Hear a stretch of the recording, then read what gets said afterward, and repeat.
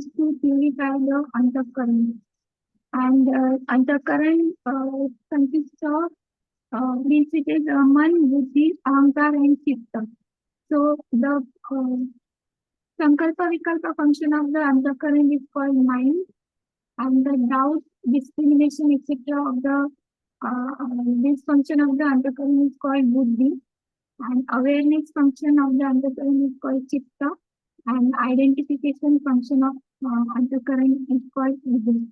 And the buddhi is means merciful to the senses because it needs the senses to do its function. Yes.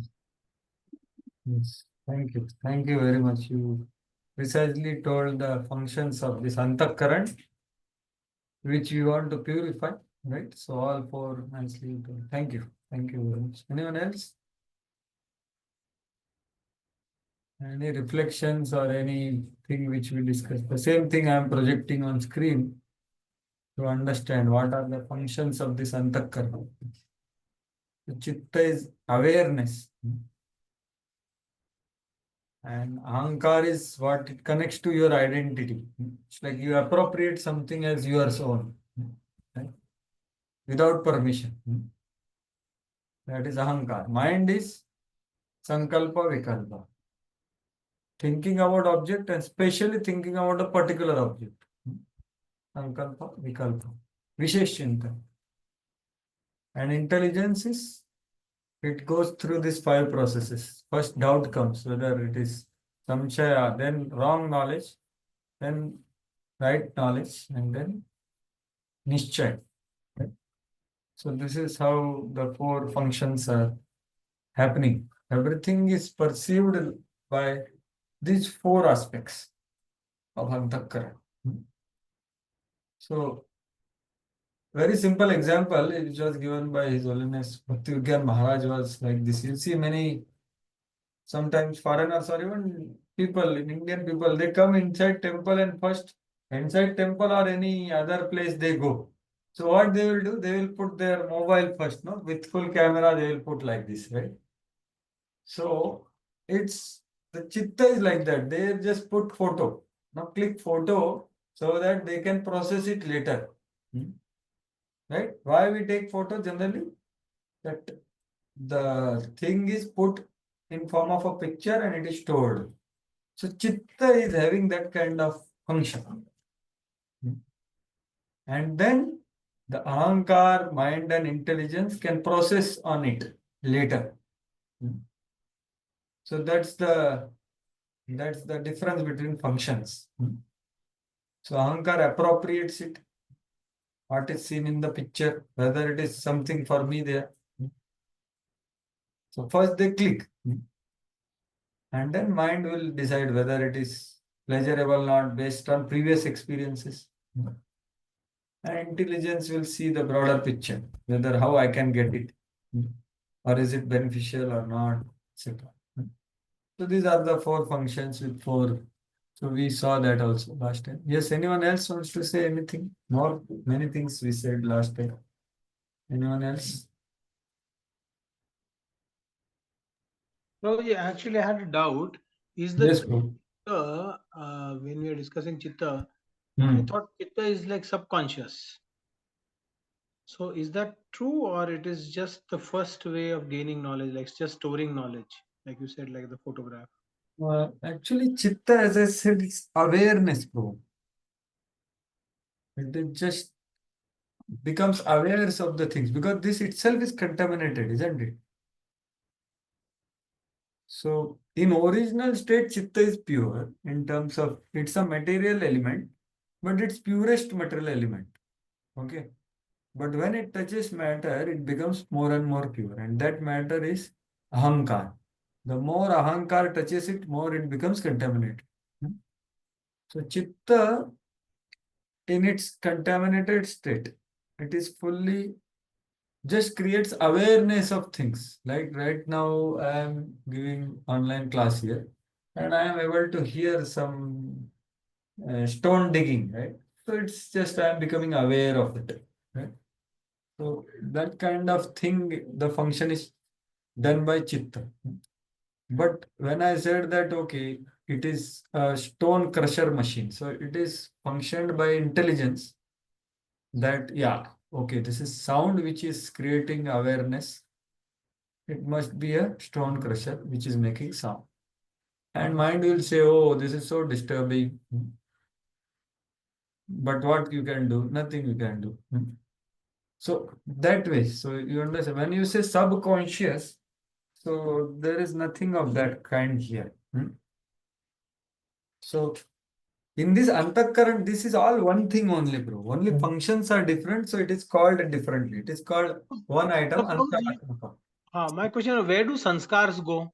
So in this only, this is antakaran only. All the previous memories of experiences of different objects of this world are stored here in this antakaran. That's why I am saying that it has to be purified, isn't it? So samskaras are affecting this only. Because it is stored, all the sankalpa, vikalpa, how you will do, because you will compare it with previous experience, isn't it? Rajan, smriti, what is smriti? Like, is it a part of antakaran or intelligence? Very good question. So, see, intelligence itself is part of antakaran. But the function is, 5 functions are put for buddhi, right? We saw those 5 functions. The doubt, right? Which is that verse. You can see that 30th verse. I'm just opening 30th verse.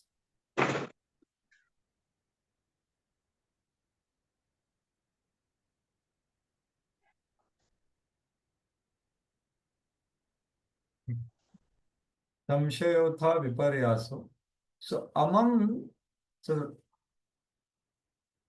see, this is functions of buddhi. You are able to see, right? Yes. So now the main function of intelligence is dravya spurana vijnana, right? You see here, you see, from the ahankarin mode of passion, created buddhi tattvam abhutsati. And what is the main function of intelligence? Dravya spurana vijnana. So it manifests an object to you, ascertaining the nature of objects when they come into your view. But how it does the ascertainment? So it is told with 5 vrittis. So that is the next verse. So this is how, now smriti you asked, right? The smriti. So this memory, so what this function, now this memory function is what I am just trying to explain you, which is different than the memory which you are mentioning of general memory, general memory of what we have done in the past. This memory is coming from intelligence. This is called realized knowledge. One example is this, which Prabhupada only gives in the purport about understanding about body and soul, right? So some object is seen, like I think, let us see, we can see here. Yeah. So Smriti says Nishchaya is the 3rd level, right? And after Nishchaya, it becomes your realized knowledge. It goes in memory. It becomes like it's a part of your system now. So this memory is different than the general memory which we were discussing earlier, in the sense of the experiences of material objects, pleasurable or painful. That is one memory. But this particular memory is not that memory. It is going through this process of doubting what you are seeing and then having wrong perception of it, that it can give me pleasure. You understand what is wrong and then understand what is right. Correct apprehension. Misapprehension, correct apprehension, then it becomes nishchaya. So I think, and then it becomes this, then memory, smriti. So viparyas means, so just like what I am trying to say here is, there is Ishopanishad, there is one verse that we have to know both sides. Avidyam cha vidyam cha. So when the doubt is completely gone, and then nischay happens, yes, this is true. So that becomes your memory. It's like learning lesson. Yes, you can say like learning lessons, but that can affect on the level of by hearing also one can learn or but one can experience. But that's how it depends. But it goes through this process. First, you get doubt. Oh, like Prabhupada is giving this example. Na? Here you can now you can read this. To study to determine whether identity is spiritual or material begins in a doubt. And is it am I material body or spirit soul? Whether one is able to analyze his actual position, the false identification with body is detected. This is viparyas. So, okay, when doubt is there, first you understand I am not, no, my bodily identification is wrong. So, viparyas is also a level of understanding. And then, after false detection, there is real identification.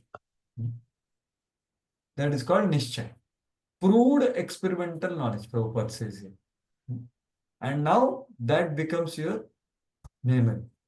Or in other words, anything of this world, no? Means that's how it becomes a lesson or but this lesson is very deep lesson. It just doesn't go.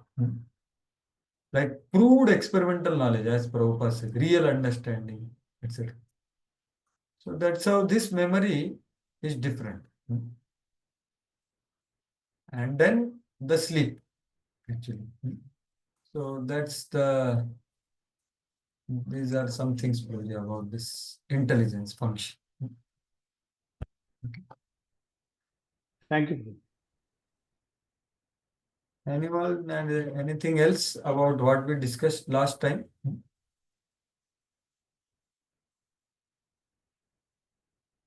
Hare Krishna.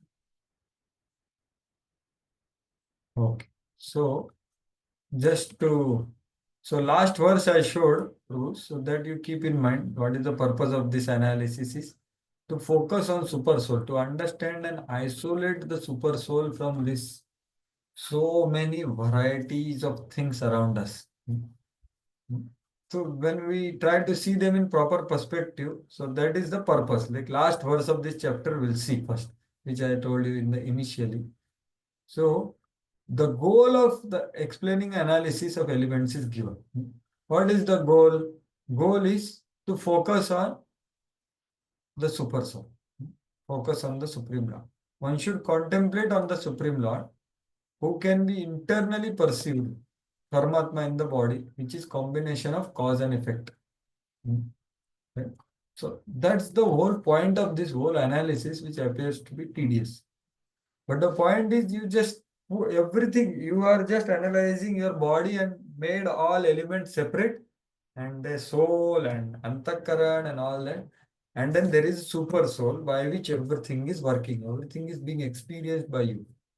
The whole purpose is to meditate on that super soul, to chintan on that super soul. So that's the purpose of this analysis. Sankhya anukathanasya prayojanam aha. Right? So the prayojan of this Sankhya Anukathan or the description of mental nature is to chintayit, to think about the Supreme Lord.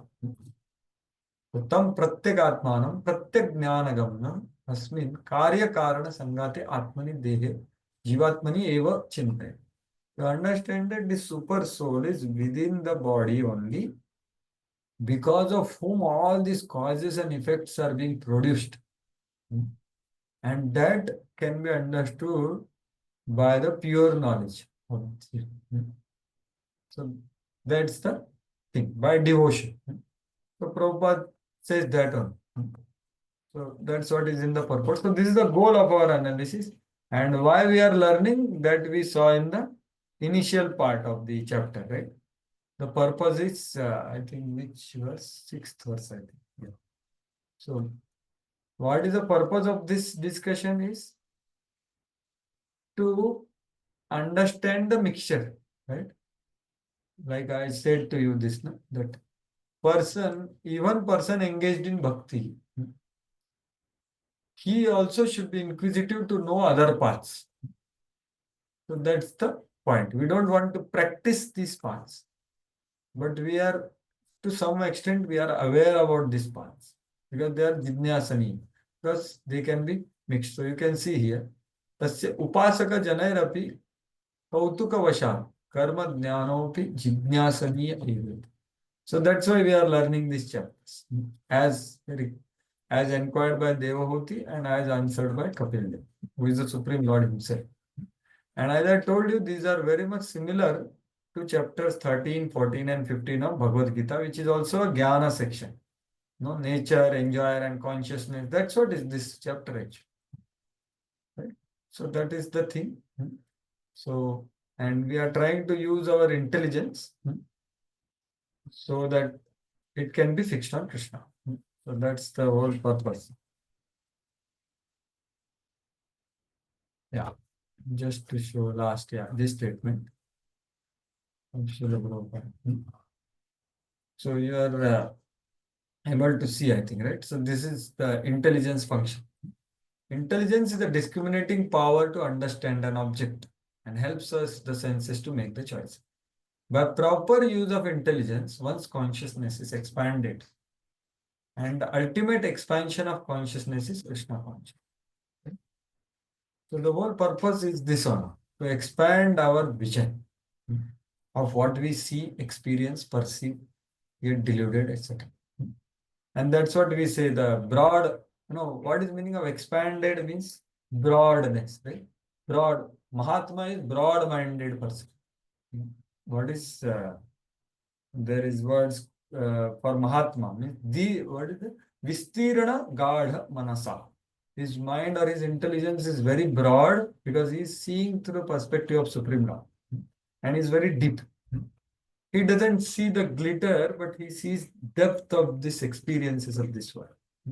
So that is the whole purpose of all these discussions. And that's the thing. So coming to our discussion, now where we have come, till which verse, anyone remembers?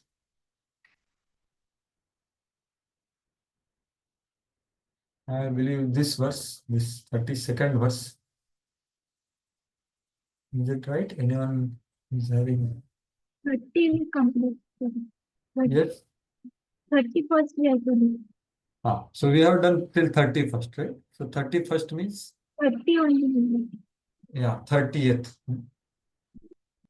So basically, what we saw till now is how in first 10 verses, how the living entity gets bound in this world because of seeing the Prakriti. It gets bound and it becomes dependent and continues because of the Kartrutva. And then Devahuti asked a question in the 9th verse that please tell me how I can see the difference between Prakriti and Purush. This Purush is Supreme Law. Then from 10th verse onwards, he started explaining something called Karana Srushti. So Karana Srushti, Karya Srushti, and you have heard these words, right? There is Kartrutvam, Karanam, Karanatvam, and Karyatvam. So Karana Srushti means the causes, the creation of all causes. Okay. So we saw these 28 elements created. So what are these 28? So 24 are the matter. 25th is the time. 26th is Jiva. 27th is Prakriti. 28th is the Supreme Lord. So these are the elements, everything is happening in this world. So these are all causes of whatever we see and experience. That's why it is called Karana Srushti. So that began from 10th verse and it will go till 50th verse and we are in between, right? We are on the 31st verse. So till now what we saw, that how first they were counted 5 plus 5 plus 10 senses plus 4 antakaran, right? 24.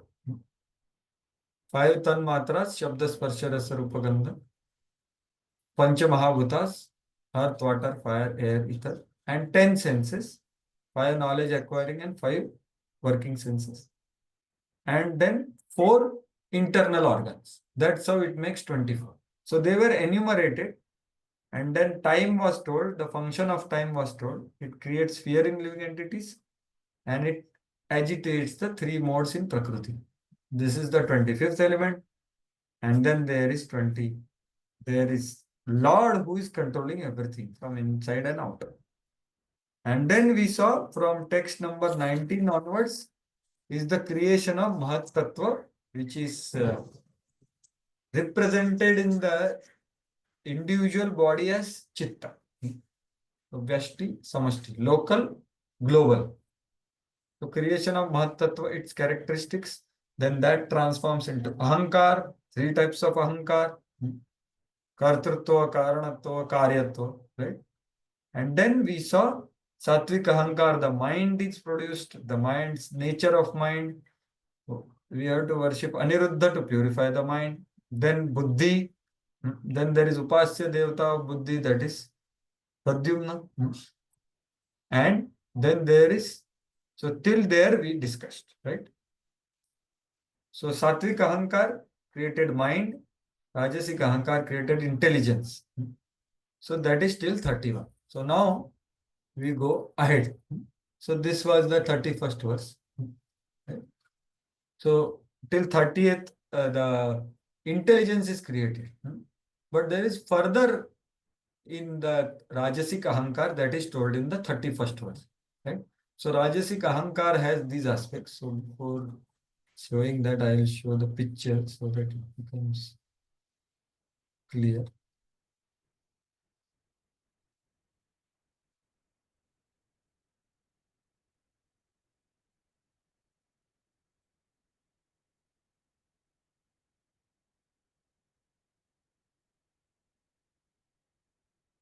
Yeah. No, so you are seeing this one. Yeah. Now this one. The other one where the verse numbers are there.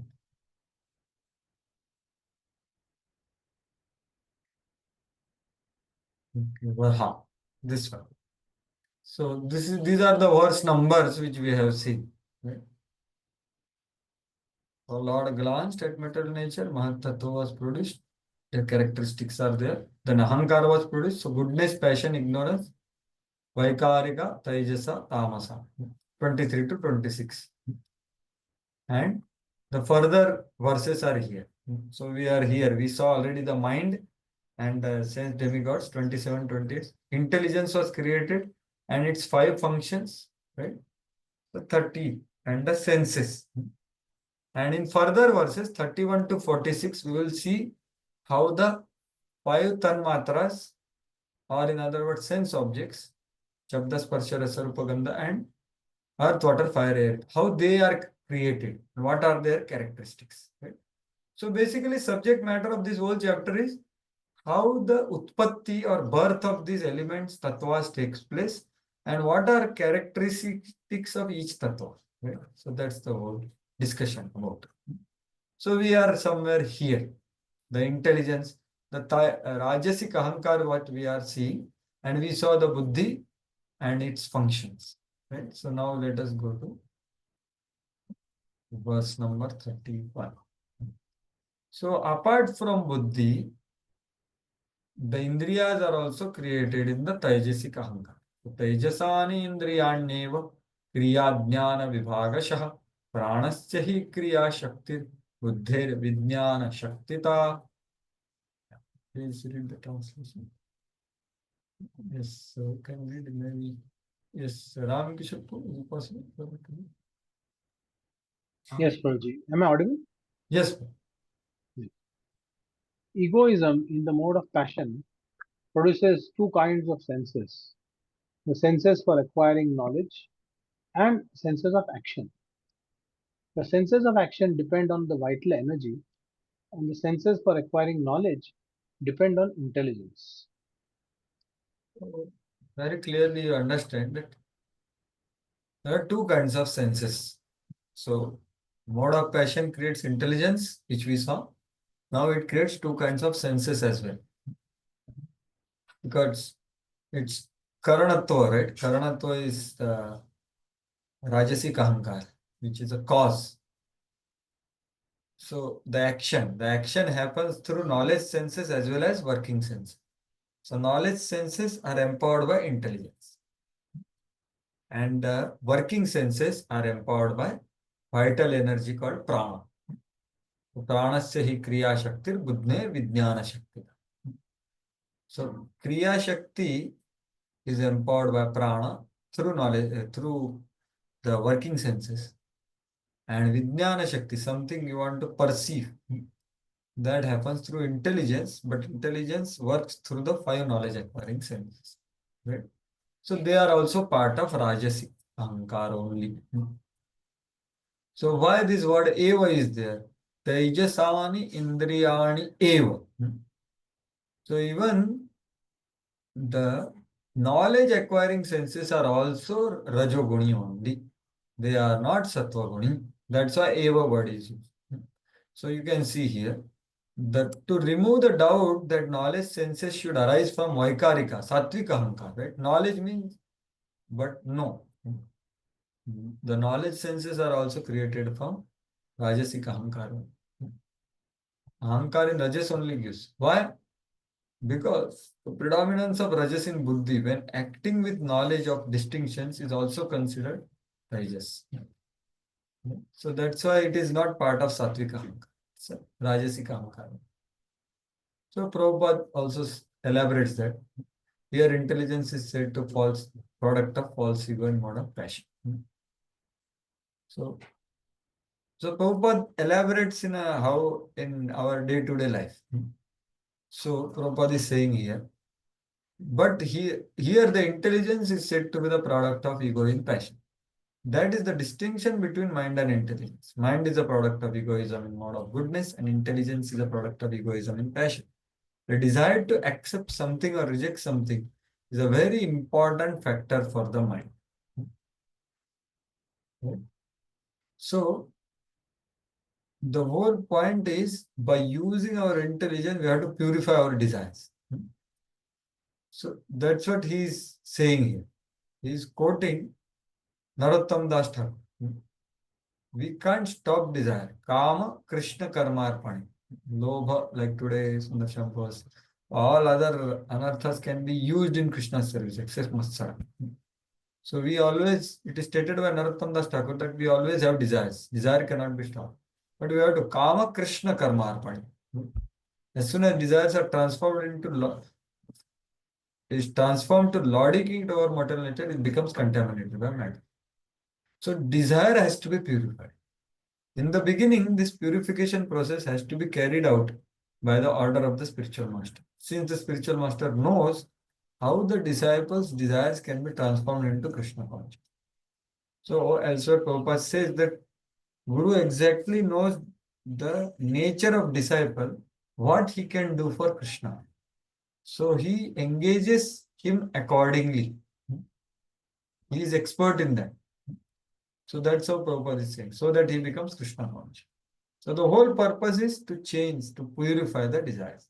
So Prabhupada elaborates that important point of purifying the desire in the whole, this purport. And how people are using all this energy of Kriya Shakti, right, and Gyan Shakti for sake of sense enjoyment, which should not be used, but it has to be used for serving them. So that whole thing Prabhupada says. Here you can see. We can actually see therefore that those who are very passionate can improve the material acquisition quickly. But they have a lot of Kriya Shakti in them. Right? So they can do a lot. You can see in this world also. Once Prabhupada was giving lecture in New York City. I think one sannyasi was saying. And there were so many big buildings. So Prabhupada was saying there were many sannyasis sitting in front and the other devotees were there. And he was asking, so what is the cause of all these big buildings here? And then sannyasis were thinking what Prabhupada is about. This is all because of the beautiful woman of New York. Like that purpose.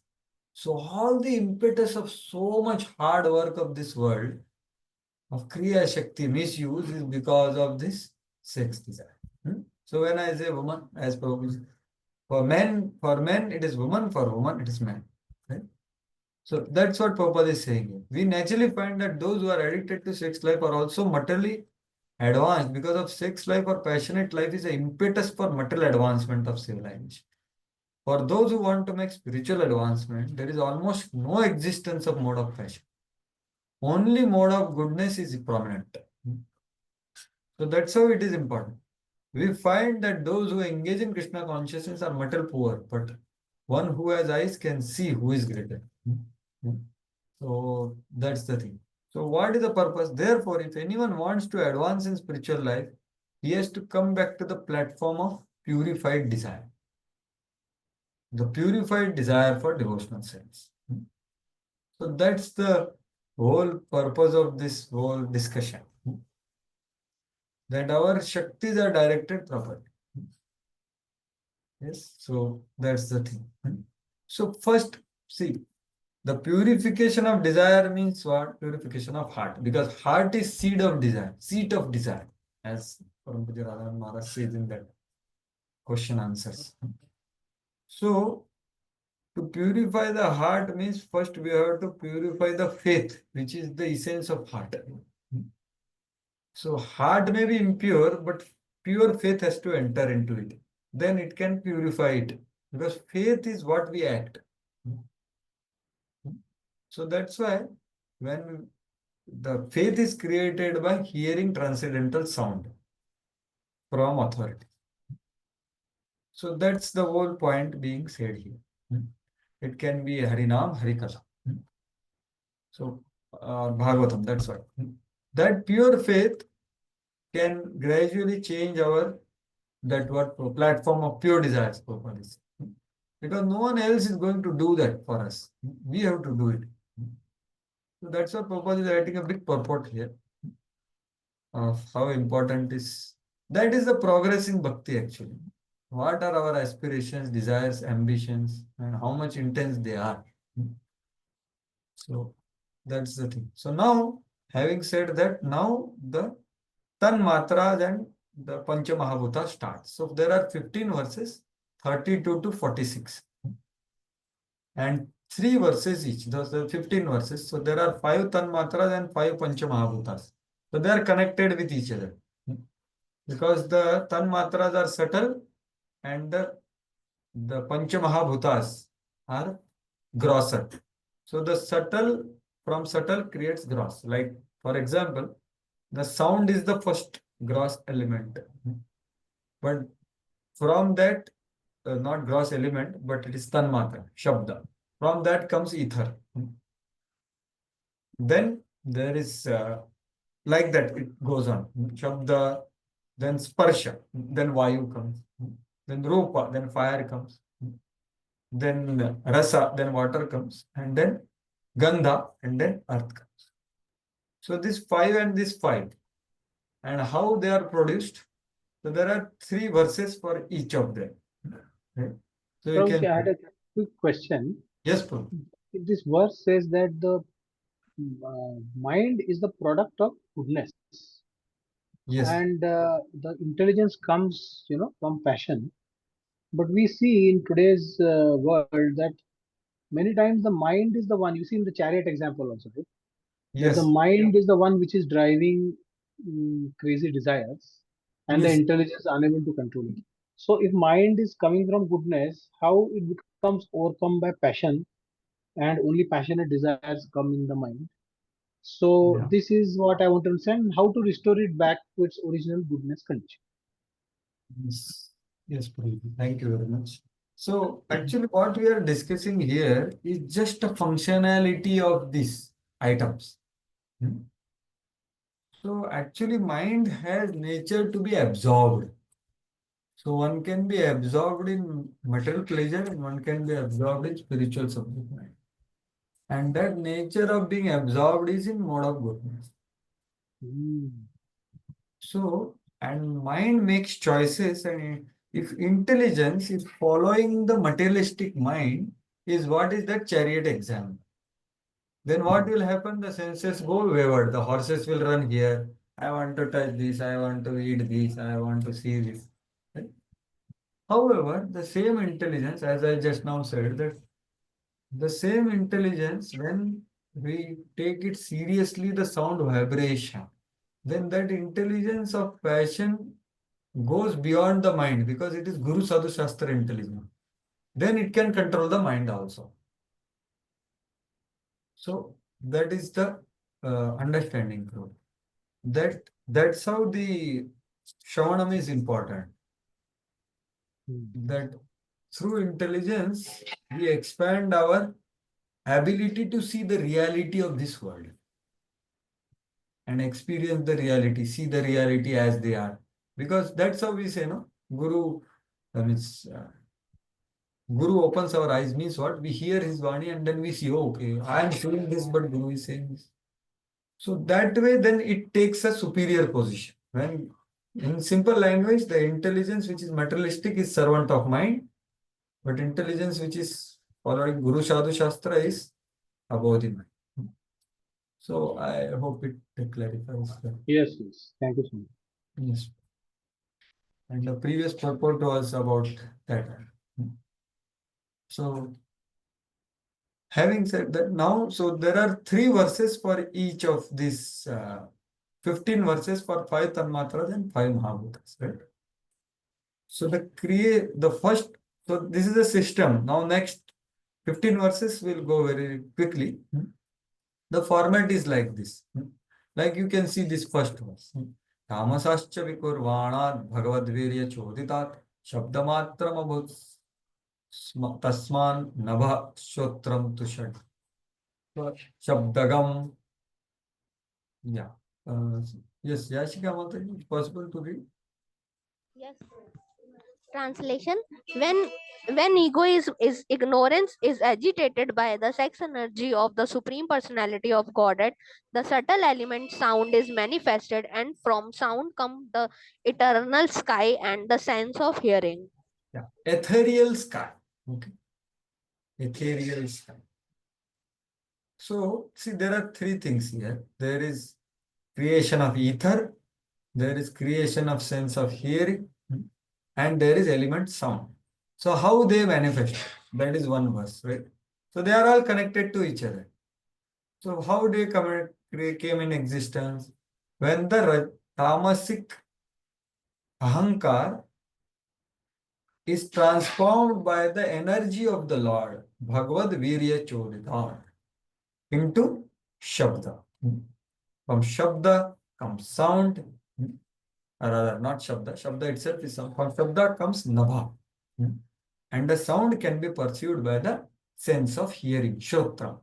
So this is how all 3 aspects about the sense of hearing is there in this verse. So this is the first verse in itself, like this for each of the 5 types. And the next 2 verses will tell what are the characteristics of sound and what are characteristics of ether. So that's the system. Or in other words, you can see now. So 32nd verse spoke about the creation of ether from Shabda and the sense of hearing. How they got created is verb. So 33rd verse will speak about the characteristic of the Shabda. Shabda Lakshan. So the characteristic of Shabda. Shabdasya Lakshanam. And 34th verse will speak about characteristic of Nabha or sky. Nabhaso Vritti Lakshan. That's how this is the system of 3 verses. So next verse, 35th verse, will go to the next sense on. Okay? So then what is that? Sparsha, the sense of touch. Then what is that? Vayu is by which it happens. And then there is what? Sparsha bhavato tatto vayus tvak sparshascha sangraha. So tvak is the sense of touch. Right? So these 3 things. Again, then next verse will be what? The lakshana of sparsha. Okay. Sparshatva. Sparshasya lakshanam.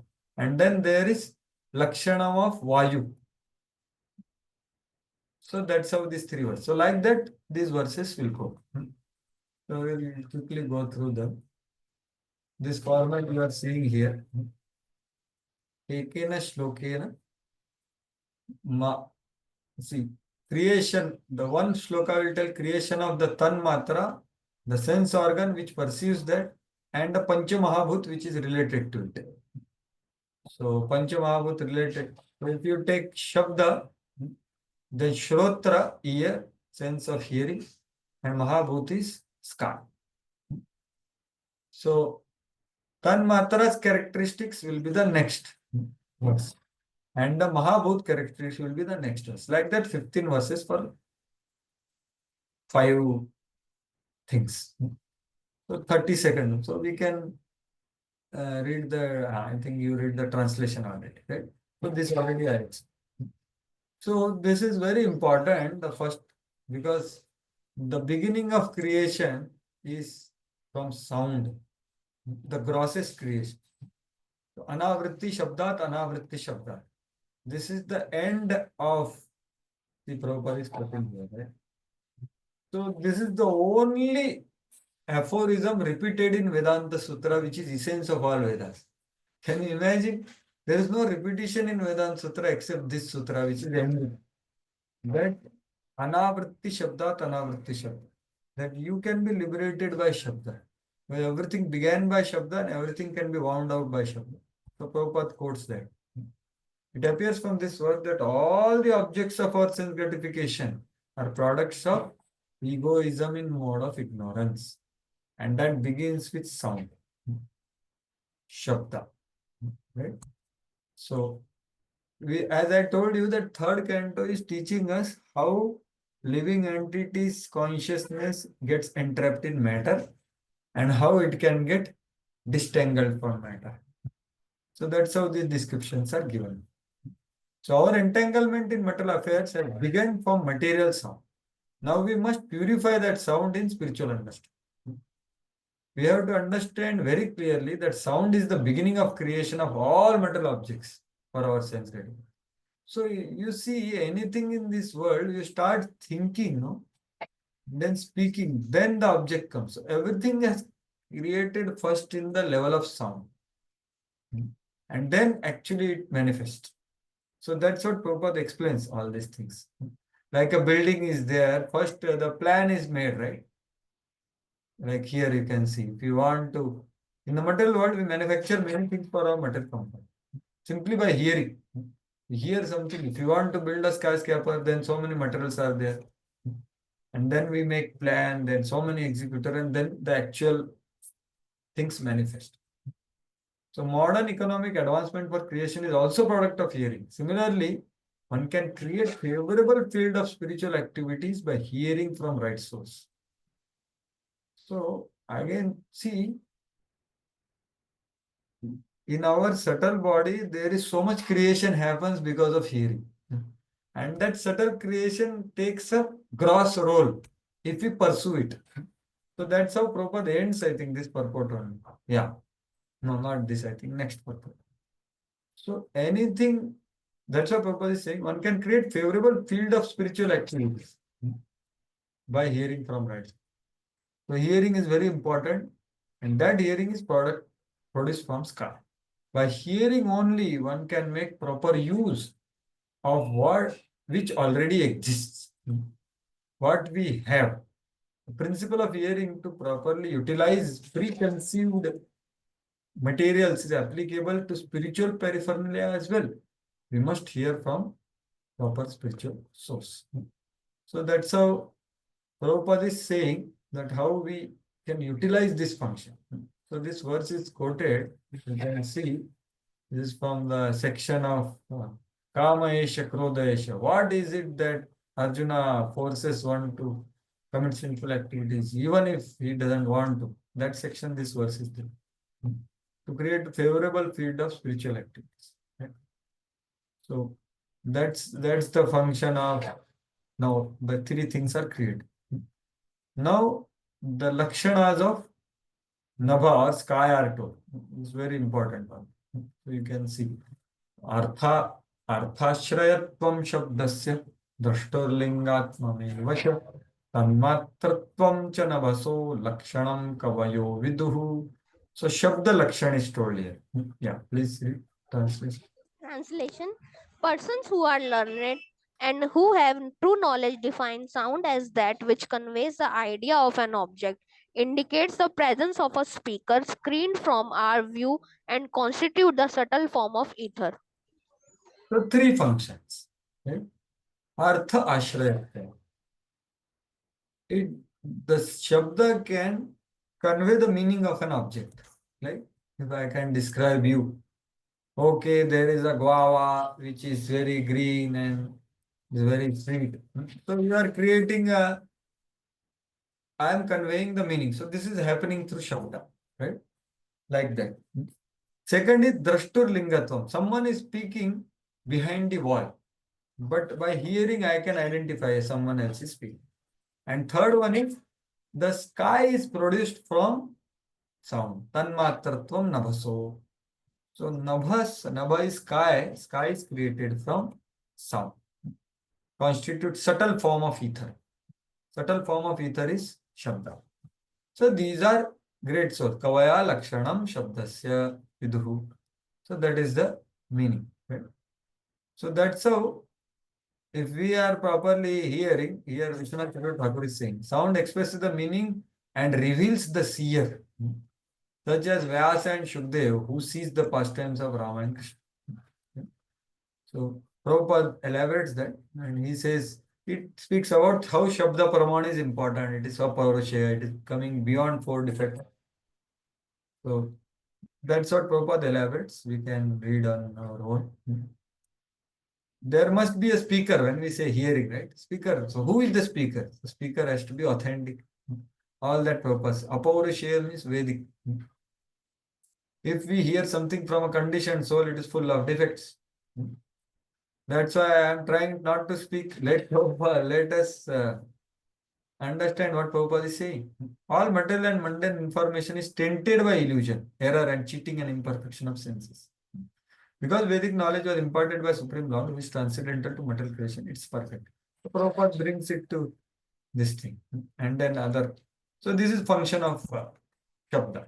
Now function of sky or ether, which is produced from Shabda is told.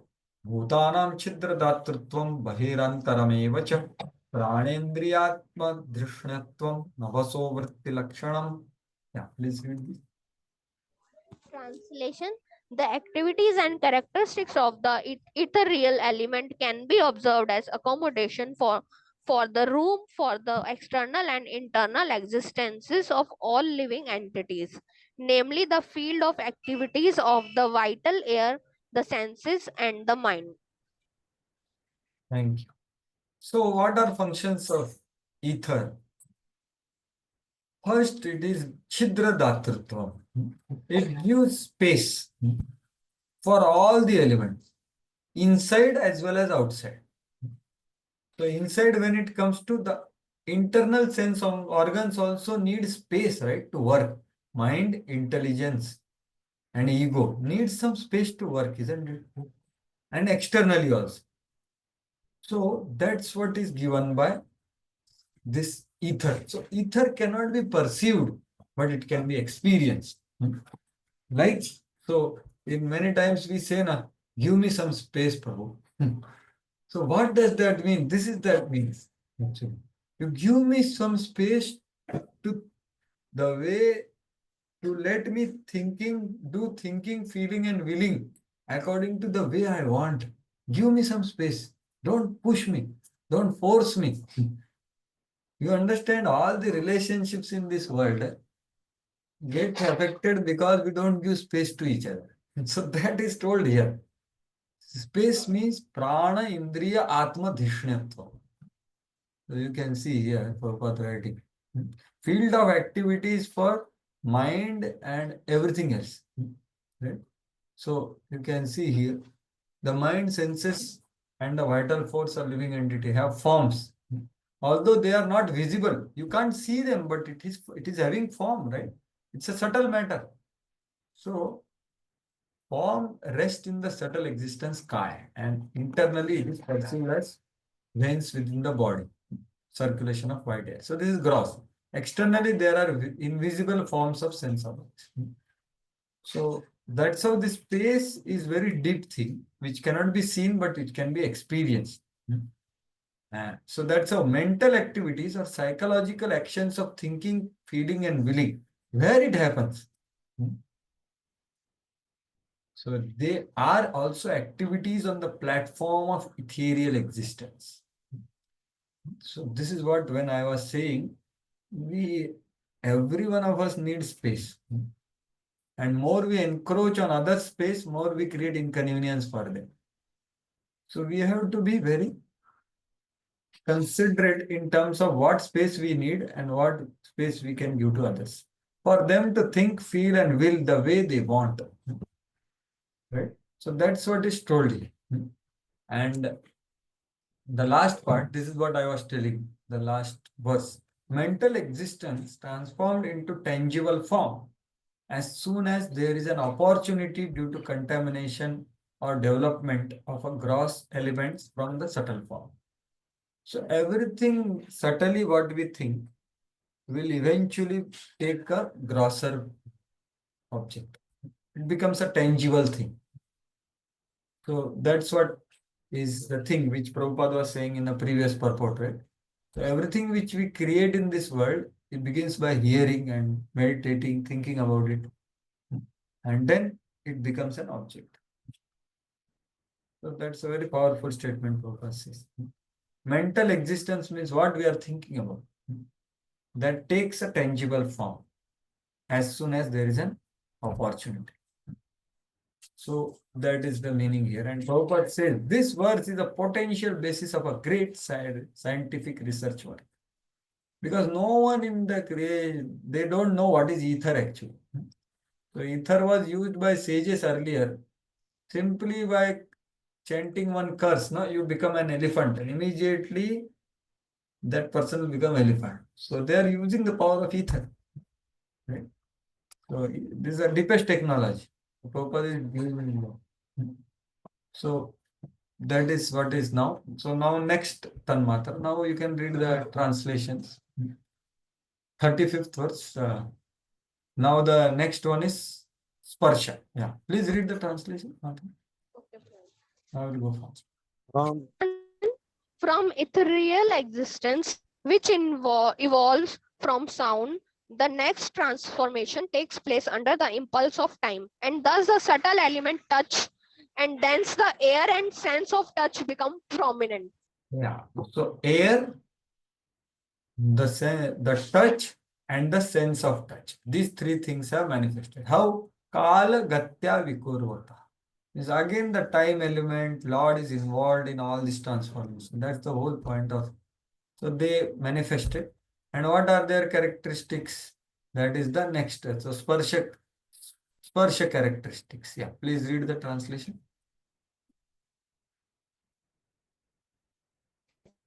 We translate the next. Okay. Softness and hardness and cold and heat are the distinguishing attributes of touch, which is characterized as a subtle form of air. Yeah. So the sense of touch functions are told. Mrudutvam, Kathinyatvam, softness, hardness, Shaitya, Mushnatvam. These are all are experienced through this touch. And third characteristic is it is Tanmatratvam Nabhasva.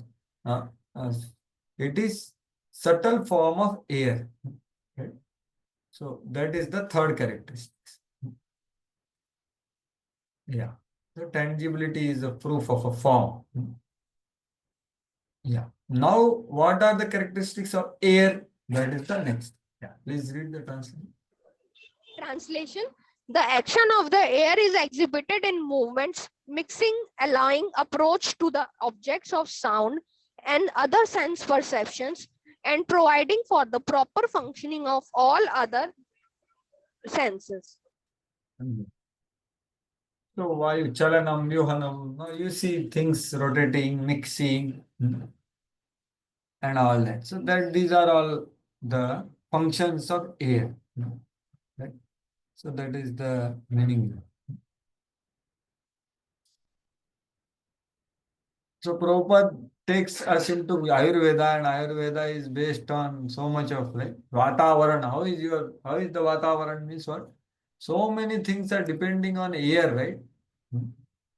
Even our body moves by 10 airs now. So if air circulation is proper, everything remains proper. So that's how Prabhupada is taking that point and elaborating. It is only by action of air that the body moves, and when the air circulation is impeded, many diseases result. So most of the diseases are because of Vayu, which is unstable. That's what Prabhupada is saying, because it has function. Nervous breakdown, madness, and so on. Like Chaitanya Mahaprabhu, it is said, no? He was acting like madman. So it was said that he got, air, vat बढ़ गया. So like that. So that's what Prabhupada is saying here. If someone, and then we hear sound because of air. If someone calls us, we hear sound because of air circulation. And we approach that sound or place from which the sound comes. So this is another function. Yeah. Now go ahead, 38. Now next three. Now someone else, yes, Sachin Prabhu, you can read. By interactions of the air and the sensations of touch, one receives different forms according to destiny. By evolution of such forms, there is fire, and the eye sees different forms in color.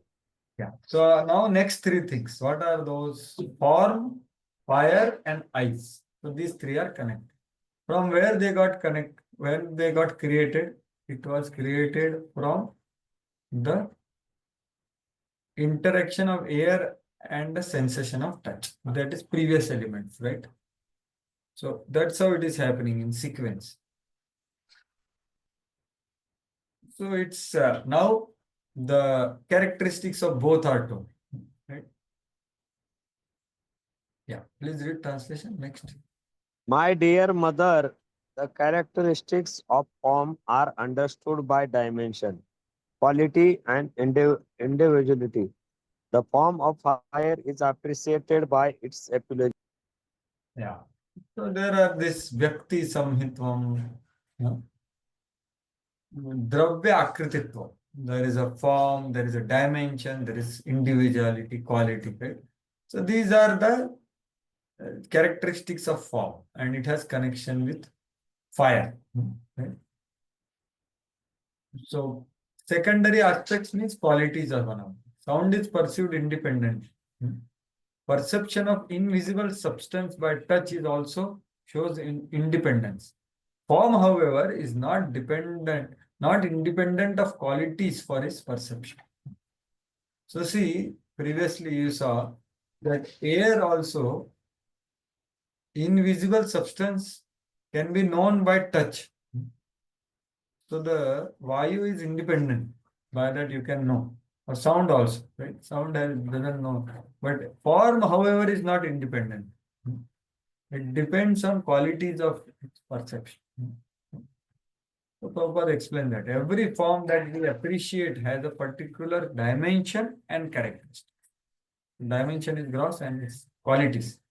The quality of particular object is appreciated by its utility, but the form of sound is independent.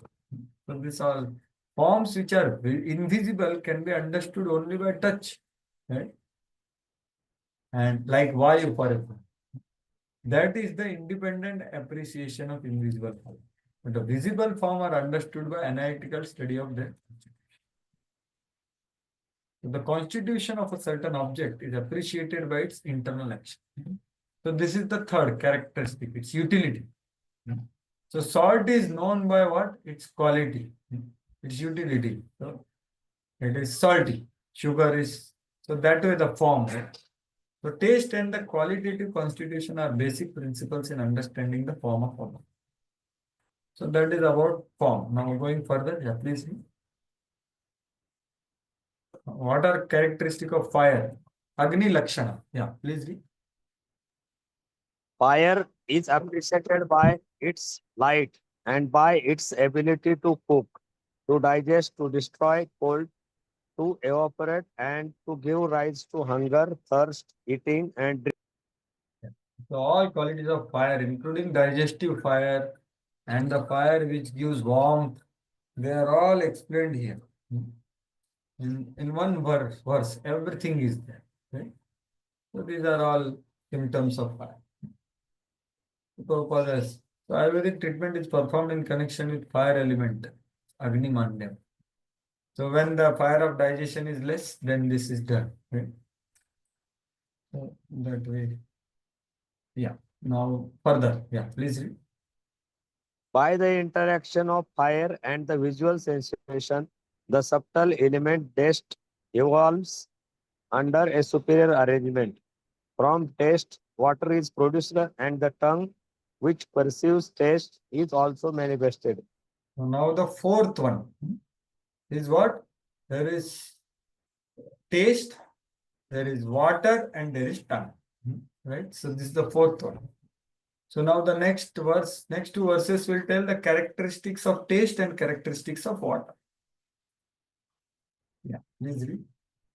Although originally one, taste becomes manifold as astringent, sweet, bitter, pungent, sour, and salty due to contact with other substances.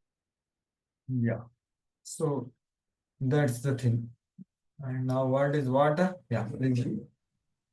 The characteristics of water are exhibited by its moistening other substances, coagulating various mixtures, causing satisfaction, maintaining life, softening things, driving away heat, instantly supplying itself to reservoirs of water, and refreshing by slaking thirst. Yeah. All these are functions of water. It can do all these things. It makes something wet, clay danam, pindanam, you can mix into balls, causing satisfaction, tripti by drinking, even and so on, refreshing and all that. So these are all explained.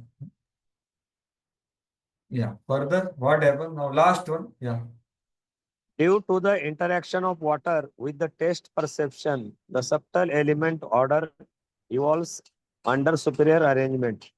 Thence, the earth and the olfactory sense by which we can variously experience the aroma of the earth become manifest. So what manifested now? The gandha, fragrance or aroma, earth, element, and nose or olfactory sense. These three. So two verses will tell about that. Yeah. What is it? Order, although one become many as mixed, offensive, pregnant, mild, strong, acidic, and so on, according to the proportions of associated substances. Yes. The characteristics of gandha. The original aroma is the odor emanating from the earth. And when it is mixed with different substances, these odors appears in different ways. We have seen in the summer season, if people put some water in the afternoon, so nice smell comes, right? So that is the original fragrance. But that becomes contaminated by our all the mixtures in it. Yeah. Now characteristic of the remaining element. Yeah. Earth. Yeah. Please read. The characteristics of the functions of earth can be perceived by modeling forms of the Supreme Brahman, by constructing places of residence, by preparing pots to contain water, etc. In other words, the earth is the place of subtenance for all. Hare Krishna. So it's a very important element which is telling many aspects here. Prabhupada writes a big purport here because deity is here, right? So first function of earth is to create the forms of the Lord. So in this world we are bound because not seeing or thinking about the Supreme Lord. But the easier way to think is when we make a deity. So that can be done by earth. That is the first. Bhavana. That's the word here. And then to make so many places for our activities, constructing places. Or earth is such an element in which you can store another element and it doesn't get mixed in it. That is like water, right? Or it can hold water also. So there is dharanam and sthanam, both. It can hold water, it can store water, but it doesn't get mixed with water, right? So indifferent to the qualities of other objects, it can remain in one condition. So it's a very special element. And last is, it is a one place for sustenance of all elements. So we cannot see, we can perceive ether because of contamination with earth. So we can say the sky is blue or air is so dusty. So this is all because of element earth mixes with this and it you can see the air. We can't see the air otherwise, right? So that's what it can cause manifestation. And not just that, what you are seeing the objects of this world, like this male body, female body, animal body, fish body, they are all varieties of bodies are created and pursued because of earth only. So that's the whole point which is mentioned here. In other words, earth is a place of sustenance for all elements. So that is the meaning here. So you can see Prabhupada writes about deities also. Now what further is there? Yeah, please read. Now what is told in next 5 verses is that there is nabho guna visheshartho yasya tat shotram uchyate. So every sense of hearing, it can access, it can know through nabha, right? So you see here, the sense whose object of perception is sound is called auditory sense. So specific distinctive functions are told in next 3 verses. Next 2.5 verses actually. So 5 sense objects are there about them. The sense of hearing, sense of speaking, sense of touching. So they are connected to a particular sense object or tanmatra. So that specific characteristic, distinctive characteristics are told. So distinctive characteristics of sky can be perceived by ear. Okay. So like that, it goes on. Yeah, please read. Continue. Or someone else. The sense whose object of perception is sound is called the auditory sense, and that whose object of perception is touch is called the tactile sense. Tactile sense. Yeah. Now remaining 3 are. Yeah, please read. The sense, the sense whose object of perception is form. The distinctive characteristics of fire is the sense of sight. The sense whose object of perception is taste. The distinctive characteristics of water is known as the sense of taste. Finally, the sense whose object of perception is odor. The distinctive characteristics of earth is called the sense of smell. So all these specific qualities are told about each of them. So now they are told further how they are connected. Yeah, please read translation. Since the cause exists in its effect as well, the characteristics of the former are observed in the latter. That is why the peculiarities of all the elements exist in the earth. Yeah. So what is meaning here is that see, Shabda has only sense of like, or you take it, earth. No, earth has all aspects. Earth has fragrance, earth has taste, earth has form, and everything, right? But if you go up to water, so water doesn't have fragrance, but water has first form. You go up, then fire. So fire has form and sense of touch and sound. but it doesn't have fragrance and it doesn't have taste. So like that. The cause and effect. The effect has cause. That's why the last thing which is created is earth, right? So the grossest effect of ahankar is earth. So earth has all previous qualities, right? And if you go up, up, up, the qualities will reduce. So that's what is told here. So earth is the reservoir of all qualities on us other elements. Earth is the sum total of all other elements. Or you can see here, sound is the cause of sky. Sky is the cause of air. Air is the cause of fire. So cause effect you are seeing. So like that, earth is the last effect. It has all other previous characteristics. So in the sky, there is only sound. In the air, there is sound and touch. In the fire, there is sound, touch, and the form. And so on. So having said that, evam karanotpatti muktva karyotpatti aha. So see, but now, as I told, that there are two kinds of creation. All causes are created now. All the causes are created in form of 24 elements. Now the effects Srishti. So Sarga, when I say Sarga, the primary creation has two stages. One is Karan Srishti, other is Karya Srishti.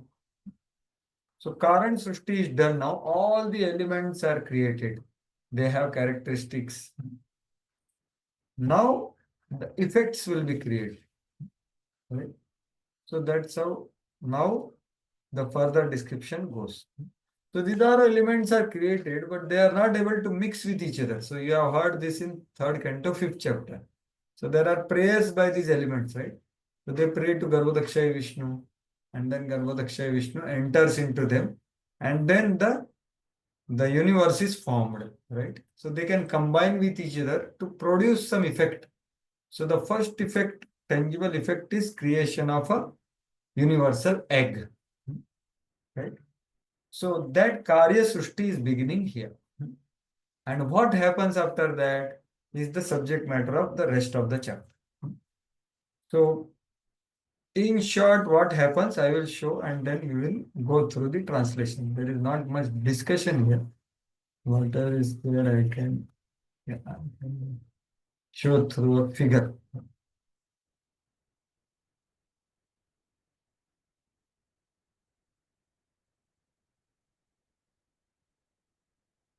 Yeah, this one.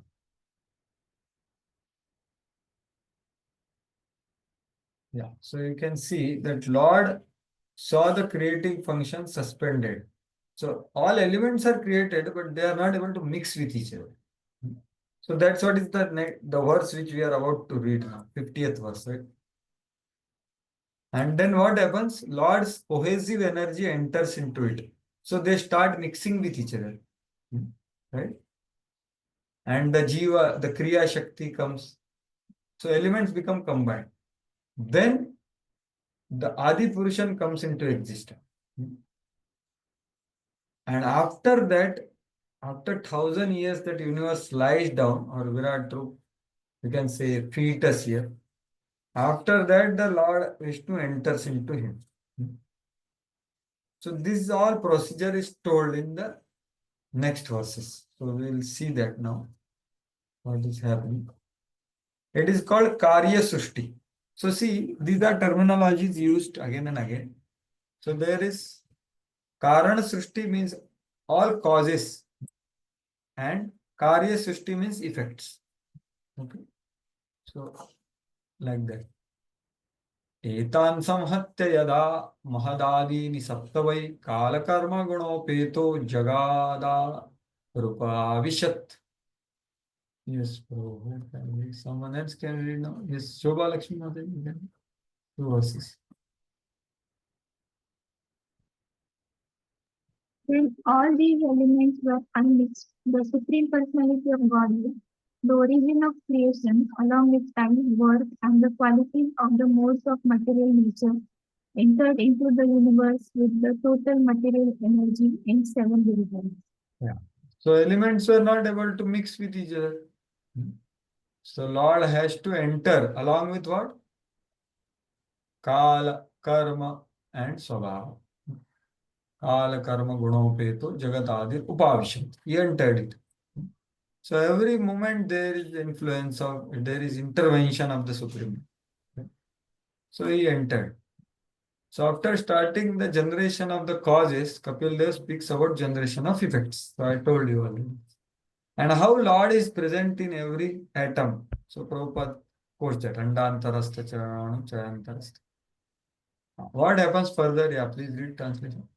From these seven principles, roused into activity and united by the presence of the Lord, an unintelligent egg arose, from which appeared the celebrated cosmic being. Yeah. So Andam Achetanam. So the Tatastena Anuviddhebhyo. So after that, after the cohesive energy entered, Lord entered, then what happened? The Andam, the cosmic egg. And but that was what? It was Achetanam. And from that appeared a Virat Purush. Right? So Virat Purush is nothing but collective things of this world, collective matter. So we'll see that. So from that universal form composed of mass of jivas arose. So collective jivas, collective all the living entities called universal. So Prabhupada writes all these things. And he compares with the material, in normal life creation happens, like as I told, the Vashti and Samashti. So that's what Prabhupada is saying. So without living entity, there is no possibility of matter can take shape. So this material world does not develop unless agitated by the Lord as the Virat. Yeah, what happened further? Yeah, please read. This universal egg, or the universe in the shape of an egg, is called the manifestation of material energy. Its layers of water, air, fire, sky, ego, and Sattva increase in thickness one after another. Each layer is 10 times bigger than the previous one, and the final outside layer is covered by Brahma. Within this egg is the universal form of Lord Hari, of whose body the 14 planetary systems are part. Yeah. So now its dimensions are told, or some idea is given that it has layers and the thickness of layers. So that's how they formed this. So it has all layers: water, air, fire, etc. So Brihad Bhagavatam wrote the description because he visits there. And you read earlier also in the Krama Mukti in the second canto, first chapter, the second chapter. There he goes through the layers of the universe. So within this egg-like universe, the universal form of Lord as Virat Purush. All the different planetary systems or situations are part of his body. So Virat Purush is also incarnation of Lord, but it is material incarnation. Okay. So it is not like Sachitanand, it's not like Narsimha, Vanavan, etc. It is Maik. So, but Krishna is beyond all that. So Prabhupada is just pointing to the Ashraya Tattva. So whether it is Virat Purush or there is Sachitanand form of Garbhodakshai, Kshirodakshai and Mahavishnu, they are all coming from original Krishna. So that's how Prabhupada is pointing to Krishna. That's all. So the how vast is the universe and how the current material scientists cannot fathom the dimension of universe. That's what Prabhupada is saying. The dimensions are inconceivable to the tiny brain of human being. And if he says that I can measure it, then these are all symptoms of lunancy, Prabhupada says. No one can measure length and breadth of God. So now that has came into existence, the Virat Rup. But still the creation is not moving ahead. So that is the 53 to 61. So now what happens is, as we have Shabda, Sparsha, Rasa, Rupa, Gandha, and sense of hearing and sense of touch, right? So now the Devtas will come in this Virat Rup. But still it will not work. So now the next, I think 9 verses are speaking about that. it breaks into different apertures. Please read the translation. The Supreme Personality of Godhead, the Virat Purush, situated himself in that golden egg, which was lying on the water, and he divided it into many departments. So it was lying on water, Karana Dakshay, the Karan Sagar, right? It was lying. So he Virat Purush entered, and now he divided into many departments. And departments are based on the functions and the demigods, the sense of hearing, sense of seeing, and no, these are all knowledge. There are Karya also. So all these things are there. So they went into different departments. Yeah. Now just read. First of all, a mouth appeared in him, and then came forth the organ of speech, and with it the god of fire, the deity who presides over that organ. Then a pair of nostrils appeared, and in them appeared the olfactory sense, as well as prans, the vital air. So Agnidev controls the organ of speech and mouth. Right? So like that for everything, they all appeared at different locations in that. Yeah, please go on reading. In the wake of the olfactory sense came the wind god, who presides over that sense. Thereafter a pair of eyes appeared in the universal form, and in them the sense of sight. In the wake of this sense came the sun god, who presides over it. Next there appeared in him a pair of ears, and in them the orbitary sense, and in its wake the deep devtas, or the deities who preside over the directions. So like that, next 7 verses, that's what Prabhupada is giving. The appearance of different bodily parts of the Lord's universal form and the appearance of presiding deities of those bodily parts is being described. So universal form has a place to see. And then there is a demigod, Lord Sun, who gives that revelation. So they are appearing now. Right? So that's what is being described in these all 9 verses till 63. So as Prabhupada is saying, the sun appeared after the appearance of eyes of the universal form of the Lord. So sun is dependent on the eyes of universal form. And that's how Chakshuresha Savita Sakalagra. So Prabhupada is connecting and pointing everything. The origin is the Supreme Lord. Govindamadi Purusham Tamamaya. Yeah, go ahead. Then the universal form of the Lord, the Virat Purusha, manifested his skin, and thereupon the hair, moustache, and beard appeared. After this, all the herbs and drugs became manifested, and then his genitals also appeared. Further? After this, semen, the faculty of procreation, and the god who presides over the waters appeared. Next appeared an anus, and then the organs of defecation, and thereupon the god of death, who is feared throughout the universe. Yeah. Further? Now, yeah, this is please. Thereafter, the two hands of the universal form of the Lord became manifested, and with them the power of grasping and dropping things. And after that, Lord Indra appeared. Next, the legs became manifested, and with them the process of movement. And after that, Lord Vishnu appeared. Yeah.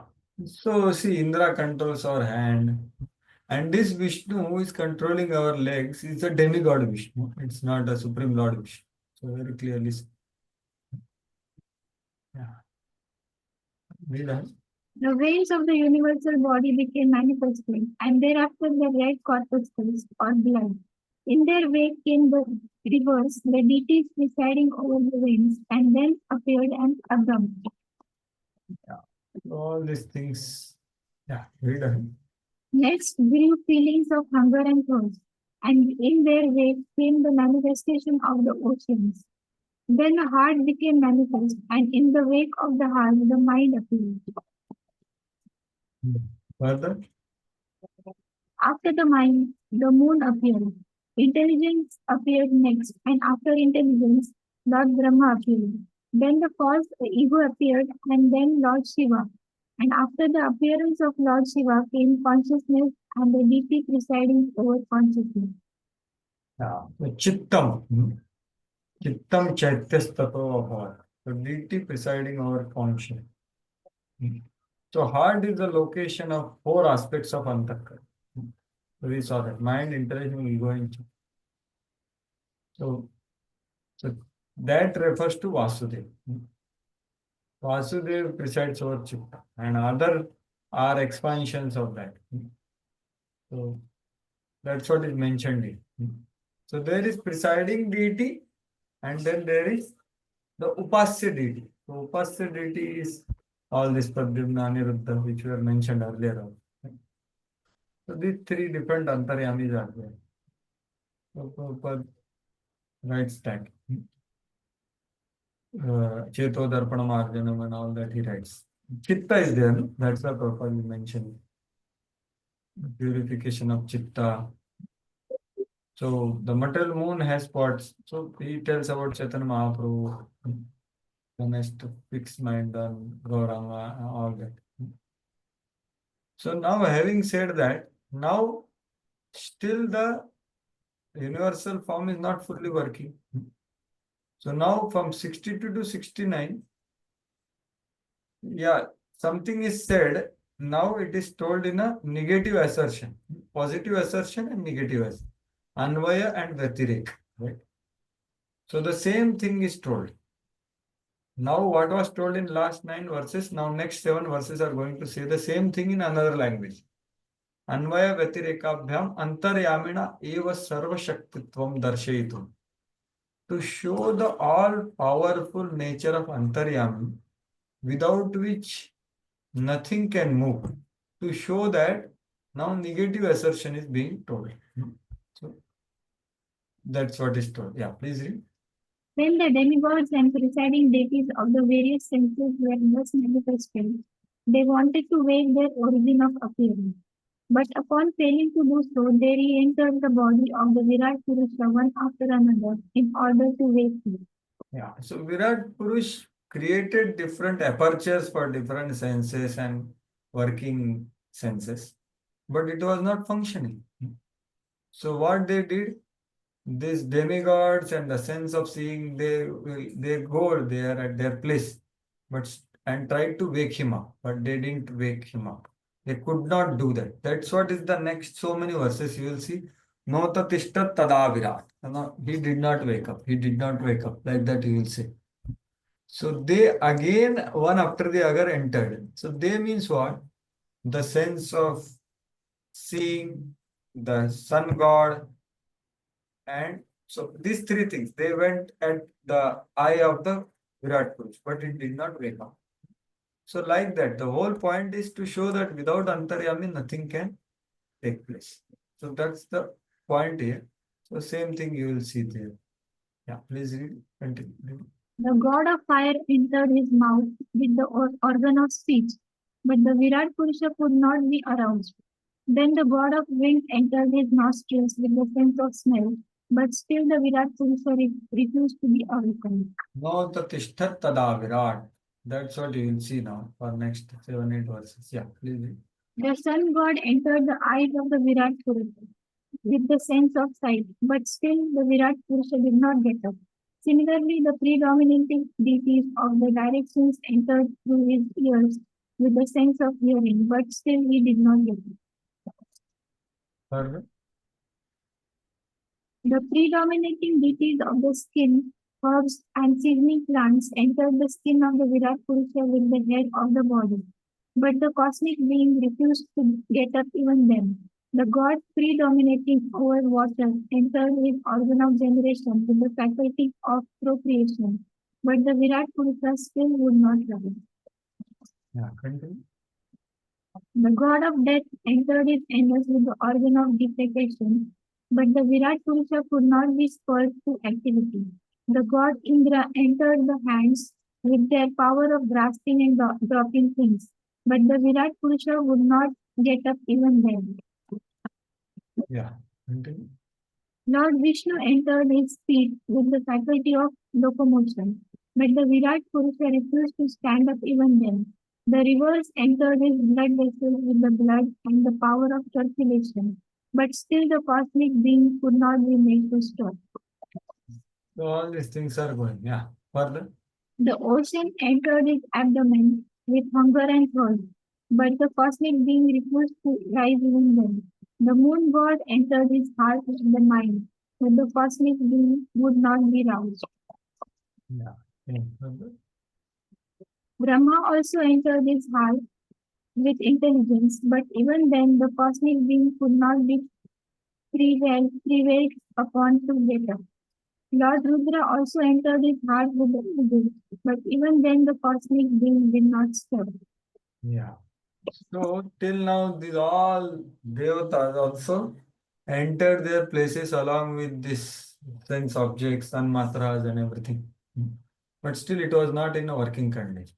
So when Lord Vasudeva entered, then it made. So that's the 70th verse. Chittena hridayam chaitya kshetrajnam pravishatyada virada tadaiva purusha salilad uditishthata. Yeah, please. However, when the inner controller, the deity presiding over consciousness, entered the heart with reason, at that very moment the cosmic being arose from the causal waters. Yeah. So that to show. So what is the purpose of all this? That without this entry of Vasudeva as Antaryami, nothing can function, including the demigods. They cannot do their functions also without it. So Kshetrajna, what is that? Kshetrajna Pravishyati Ram. So that's the whole point. So analogy is given to understand what is happening. Yeah, please read the next verse translate. When a man is sleeping, all his material assets, namely the vital energy, the senses for recording knowledge, the senses for working, the mind and the intelligence, cannot arouse him. He can be aroused only when the super soul helps him. Yeah. So without super soul, nothing can move. It is Sarva Shaktitva, Sarva cause of all causes, what we say now. So technically, you can understand here that how Lord is behind everything. So sleeping man cannot be woken up, right? Namely, vital energy senses, working mind, cannot arouse him. His material assets cannot arouse him. Only super soul. So that's how the example of individual body is given to illustrate the condition of universe. Like Vyashti and Samashti is the same. Pinde tatha Brahmande. Whatever happens on local level, same thing happens in global level. So the explanation of Sankhya philosophy is described here in detail. In a sense that the Virat Purush, the universal form of the Supreme Personality of Godhead, the original source of all various sense organs and their presiding beings. So that's the point to be understood, that original source of both of them, all this is the first Virat Purush. And the next verse is I told already that what is the purpose of all this analysis, what we did, why Kapila is explaining is the 72nd verse. That the purpose is the goal of explaining analysis of element. One should contemplate on the Supreme Lord, how he can be internally perceived as Paramatma in body, which is combination of cause and effect, or in the Jivan. So all these things are happening because of this Lord entering. So we have to meditate on that. Tamasmin pratyagatmanam dhiya yoga pravrittaya bhaktya viraktya jnanena vichatmani chintayit. Please read.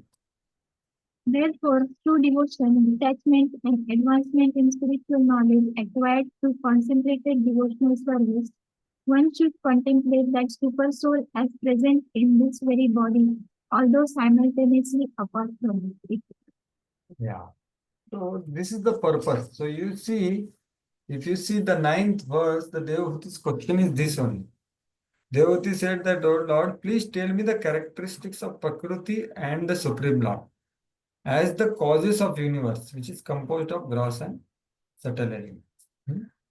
So that's how she wanted to know. So he very clearly, analytically, like threadbare analysis, he said this is gross matter, this is subtle matter, this all subtle tattvas have these characteristics. But this is all cannot work without the Supreme Soul, Super Soul. So one should meditate on that. So the whole process is, as I told, this is Jnana Mishra Bhakti, this chapter and the next chapter. So that's how Bhakti is coming here. Bhaktya. So Bhaktya Viraktaya Jnanena. So that's how it is mixture. Prabhuji, can we say that this shloka is the prayojan of all the things that have been discussed till now? Yeah, Through devotion and attachment. yeah, this chapter itself, this is the essence. Purpose is told at the end. Yeah. That the purpose is this, that you understand that how super soul is running everything.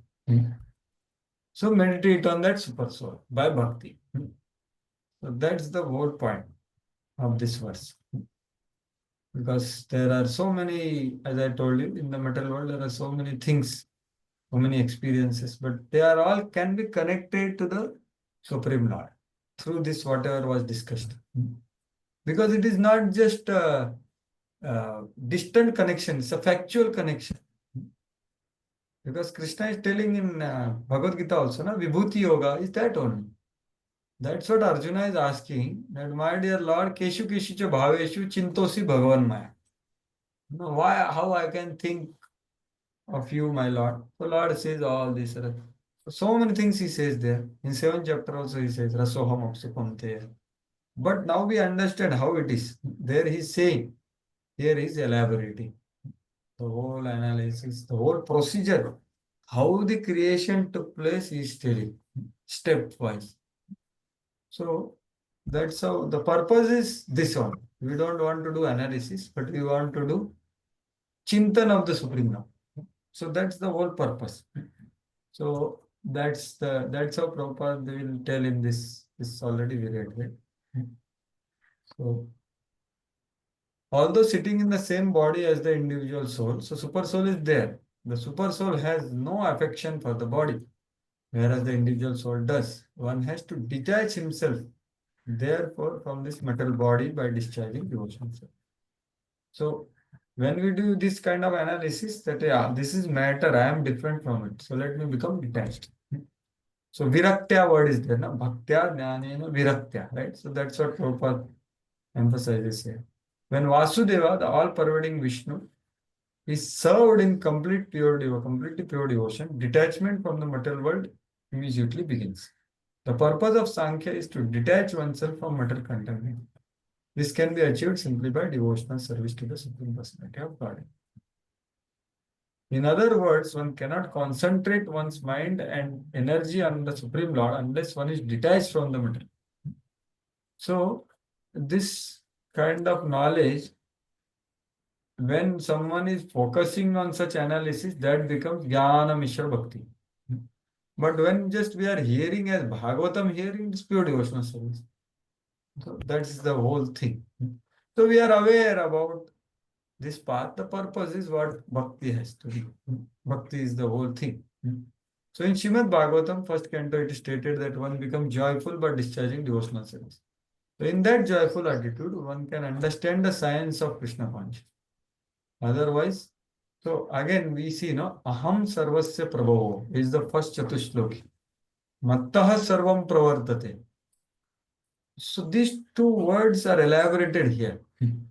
And how Lord is behind, is the efficient cause of everything.